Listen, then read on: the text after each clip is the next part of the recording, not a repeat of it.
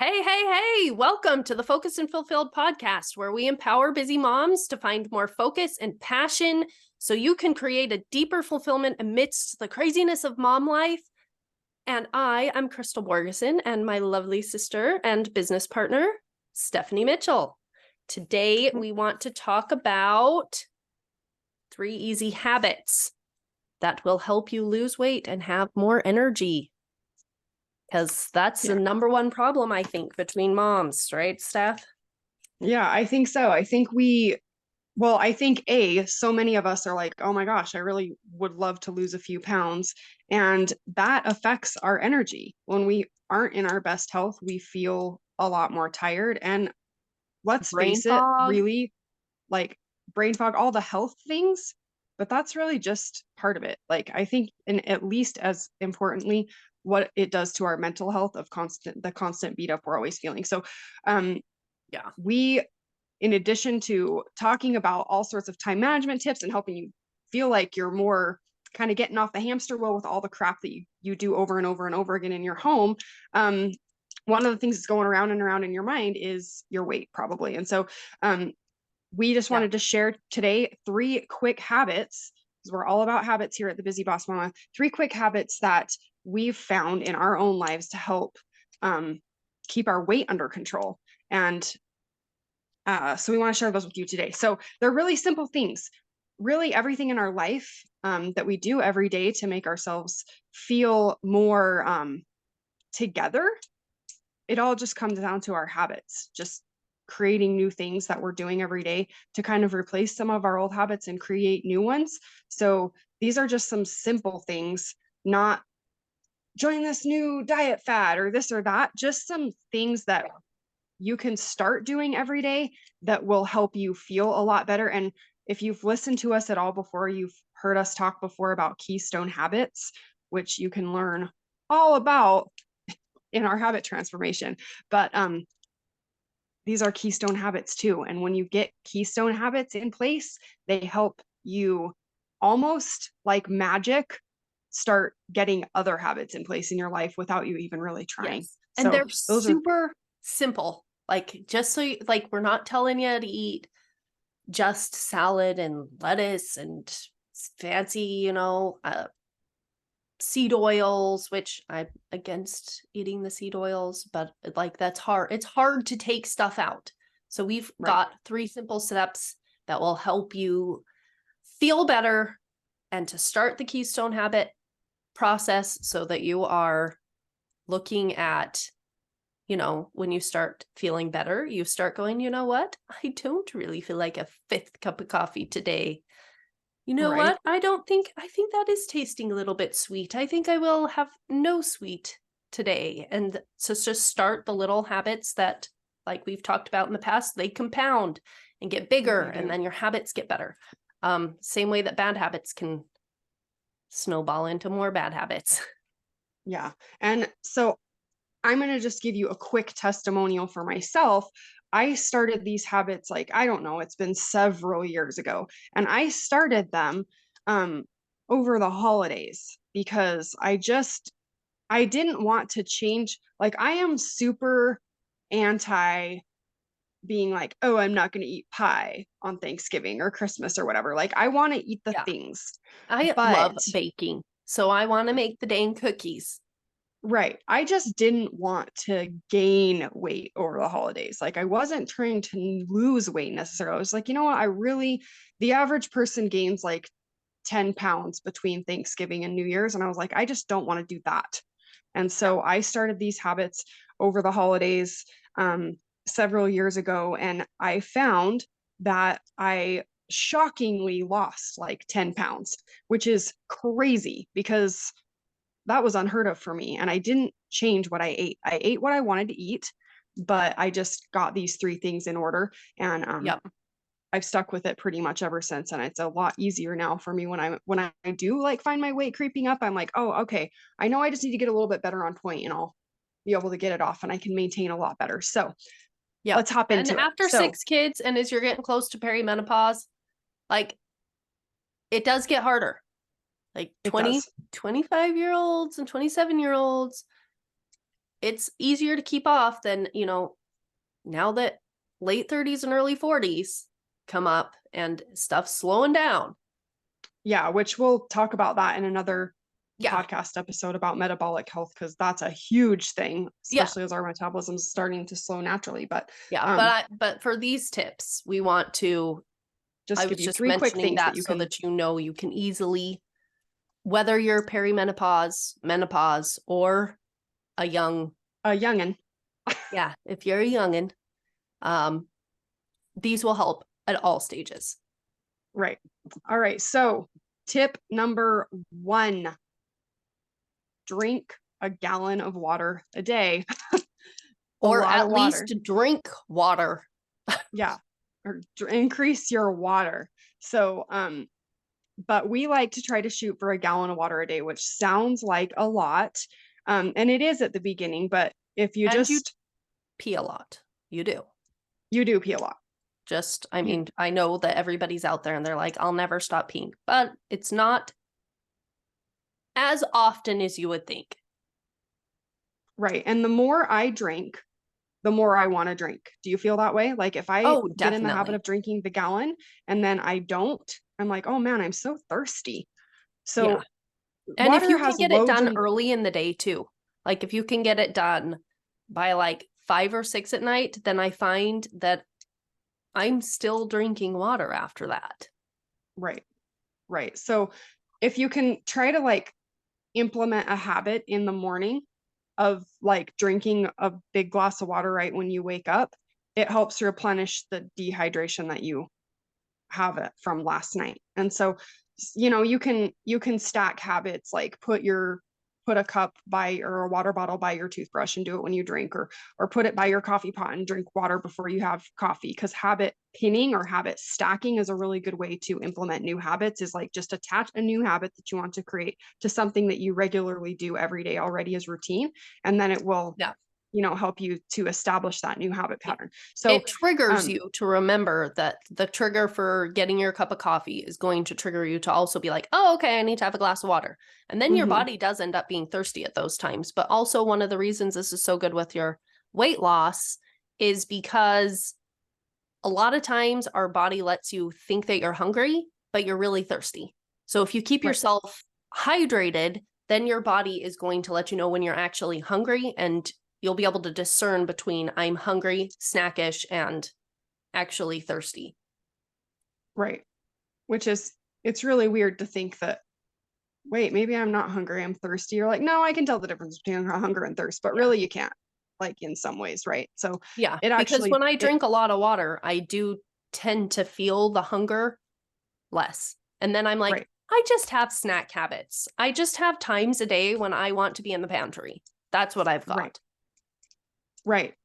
And if you can shift, I mean, one of the things with habits is that you can't really necessarily stop bad habits. All you can do is change the habit pattern. So if you find that a certain type of day you're snacky, if you try to shift from the habit of getting a snack to making yourself have a drink, then that helps too. Yeah. Like make yourself a cup of tea, even if you hate water, because I know I hear this all the time, and I know Steph does too, is people are like, I could never do that. I hate water.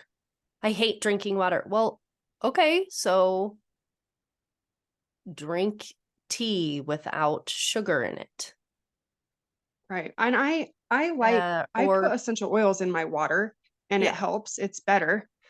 Yeah. And or Steph has these little True Lime packets. I love those things. Oh man, they are so good. They do have 1 gram of sugar in them. But I have a 40-ounce water bottle. Yeah. And so I'll sometimes stick that in there if I know I'm having a hard time drinking my water and I'm like, I don't know what it is today, but like, it just makes me want to retch thinking of drinking any more just plain water. Then I'll stick that in there. And that definitely helps because they come in so many flavors. And I just discovered they have a zillion flavors on their website. Yeah, I know. And they're so good. So they I are like so to good. Reward myself with the True Lime or the True Lemon. So it's like, I'll make myself, so I do, I shoot for 3 40-ounce water bottles a day. And then I figure, I still have 8 ounces left, but whatever. I don't split hairs over it. Like, No, because I drink, 24 ounces of coffee. exactly, coffee, and like if I have a cup of tea or whatever, like Yeah. whatever. I'm not going to freak out about it. So anyway, so I'll try to get in 2 water bottles, and then on my third, I'll reward myself with the True Lime. And so I like that. So Yep. tip number 1, drink lots of water. Tip number 2, Crystal is like knows the most about this. So go for it. Tip number 2. It's about fasting. We want to first start with intermittent fasting. Now, I know that everybody has a different like outtake on what fasting is and what fasting needs to be and all these other things. The things that I know about it, lots of cardiologists have spoken about the benefits of it to your heart, because heart disease is not a cholesterol disease. It is an inflammation disease. And in order to get rid of inflammation, intermittent fasting on its own helps leaps and bounds. Leaps and bounds. So, and we're not going to get all scientific about it. Like you can find all kinds of crazy, complicated information about intermittent fasting. And I personally haven't got all into that. Don't know tons about it. I'm just like, okay, I'm just going to do some simple, like, I don't eat breakfast in the morning. Like, just try to, Crystal will talk more about it, but like just making sure that you're going a long stretch without eating. And then I fast a couple times a week. Yeah. Yes. We, so basically our easygoing fasting is you stop eating at a certain time. So like, 7:00, if that's when dinner's done, it's like 7:00 hits, don't eat anything else. I don't eat anything. I don't drink anything. So if you want to drink your True Lime in your water, do that before then, because you're not going to eat anything past then. You'll drink water. And then I don't start eating again till 10 in the morning. Although, to be fair, I do have coffee and I have cream in it. I don't ever sugar my coffee, but I do have a little half and half in it. And there's arguments about if that's going to help your adrenals and all these other things. And I'm like, I don't care. I'm not eating until 10 or 11 in the morning. And I stop eating at 7 at night. And that gives your body a chance to reset its hormones and to calm any inflammatory processes down. And it helps you sleep better. So if you're tired, like, it helps you sleep better. It'll help you lose weight. It helps take the inflammation down. I was listening to, I don't know if anybody's heard of Dr. Jordan Peterson, but he was mentioning a study with rats in which when you force rats to fast for periods of time, they live 40% longer. And as Catholic Christians, we have regular fasting times that we try and fast, that we're supposed to be fasting. And we've regularly fast on Wednesdays and Fridays now, which is, it's amazing. I feel amazing in so many different ways, not just spiritually, but as physically. I can't believe the benefits of it. So just fasting in general has a place that everybody should be fasting at some point, even if it's just intermittent fasting.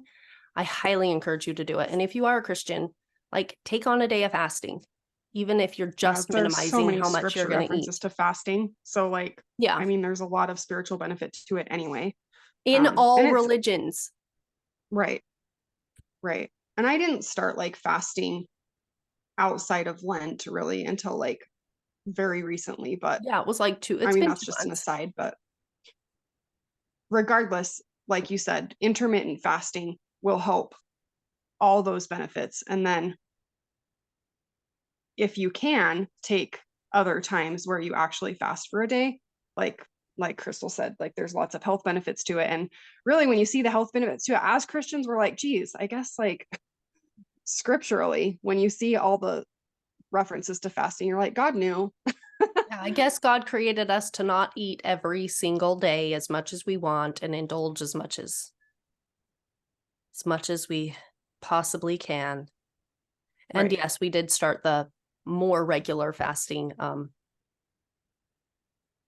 Well, I've been trying to fast on Fridays for a long time. but like full on no eating fasting was Lenten thing for us. So It was Lenten. and Okay. it's hard. I actually saw a guy who, his name's Ray Higdon. He fasted entirely for the week with nothing on him. And I had 2 days of fasting I took on right back to back. And it does get easier after you've done it for a couple days, but the first couple days are miserable. Awful. They're miserable. Yeah, I've not done that. But anyway, so intermittent fasting. And then our third tip is sleep. Sleep. Get more sleep. Stop allowing yourself to stay up half the night and then still wake up early. And that's also just a habit. If you can start a better, evening routine that gets yourself ready for a better night's sleep, which Crystal loves this book. It's called Sleep Smarter. And there's all sorts of sleep tips in there. Shawn Stevenson. I think it's Shawn Stevenson. Yeah. Shawn Stevenson. I mean, we could do a whole podcast episode and more on sleep. Yes. And, getting better sleep, but just suffice it to say that sleep is far more important to your weight loss than you think. So just the 3 tips that we've talked about, you will be shocked when you see what a difference it makes in your energy, your focus, and your weight loss just by doing the 3 things. So if you struggle with getting, also on the sleep thing, just real quick, is not all sleep is created equal. Sleep where you go to bed late and then get up early, or like go to bed late, and even if you're sleeping in, that's not high quality sleep. We are built to go to sleep in the dark, and so we need to go to bed earlier. Go to bed before 10 if you can. Right, because before what 10, did you say? The sleep before that you get before midnight is actually the equivalent to your body of like double that amount? Yeah, it's like 2 hours each one, and you'll sleep better and you'll be able to get up earlier. So go to bed as early as you can. And I found that, I know, because a lot of us are like, well, then I'll never get time alone and I'm up with the baby all night and I do this. Well, I have kids that still get up in the night. My youngest is just barely 4. I guess he's like 3 months into being 4, but he still gets up. And if I go to bed early and I can get up early, I get more time alone than I did when I would go to bed really late. And I'm way less frustrated, and I feel better, and I feel like I started my day getting all like my time in. And then I have the time for the kids. Whereas at the end of the day, when you're just like, I don't have to be anymore, it's better to just be like, oh, mom's in bed, I'm going to bed, leave me alone. And then you can go to sleep and you can get up and you can be alone, like alone, true alone, because they don't want to get out of bed early. But anyway, I'm sorry for interrupting. Yeah. I just wanted to make that like some people, everybody has different times where their, creativity time is in their brain or whatever. But I think for the majority of people are the most alert and their brain activity is the most clear in the morning. And so even though you do crave that time to be alone at night, like I think it's probably pretty safe to say that most moms feel completely emotionally and mentally drained by the end of the night.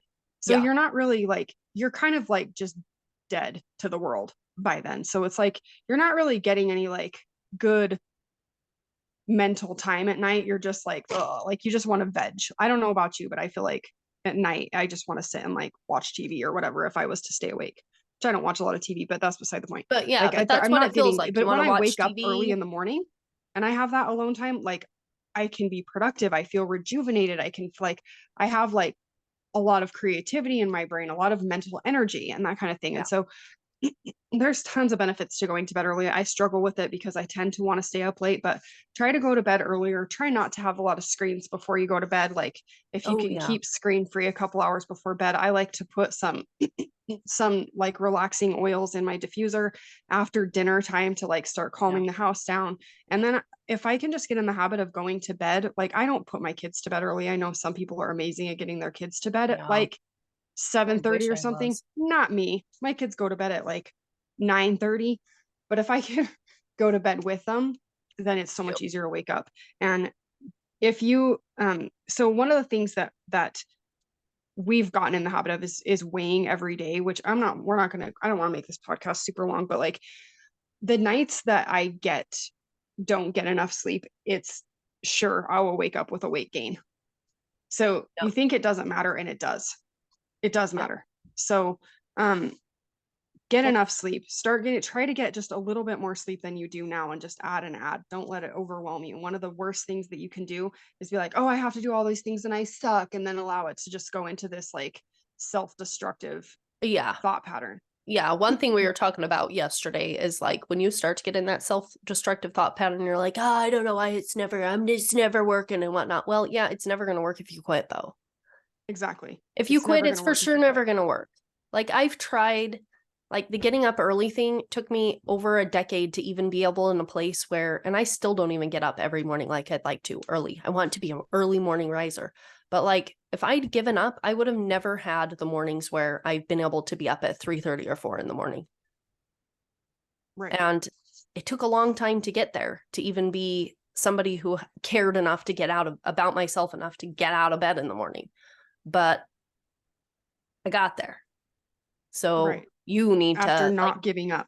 yeah, you're for sure never going to get there if you give up. So Yeah, exactly. And it's better even if you like wake up early a couple times a month than never, yeah, or go to bed a little bit earlier once a week or twice a week than never. So yeah, keep trying again. Keep trying again the next day. If you don't get your water in yeah, today, try again tomorrow. If you don't go to sleep, if you go to bed late tonight, don't kick yourself in the yep, morning. Just try to go to bed earlier tomorrow and just yep, keep trying, keep trying, keep trying. So just try to implement those three things and stop beating yourself up about like, oh my gosh, I had a snack during the day and I'm such a loser because I can't kick sugar, like whatever. Just try yeah. to implement Don't a few add them things. in as things to kick yourself over. Just edit your routine and stack your Right. habits, like Steph was mentioning. Like stack your Stack your habits. habits. Yeah. And if you have like a struggle with sleep, particularly if you're like, I don't really sleep well, like I have a hard time falling asleep, or I have a hard time, staying asleep or getting restful sleep or whatever. We have a lot of like natural remedy things that we do for our sleep. If you want our top natural things that we do to help us sleep better, you can text sleep to this number and we'll be happy to send you our tips for sleeping. So text sleep to 385-446-1001. I'm going to repeat it. 385-446-1001. Just text sleep and we will help you. We'll share with you what our top natural sleep remedies are. And I think that's I'll our put three that in tips the today. description. Yeah, she'll put that in the description too if you forget. So check that out and we will talk with you guys next week. Have a good week, guys. Bye.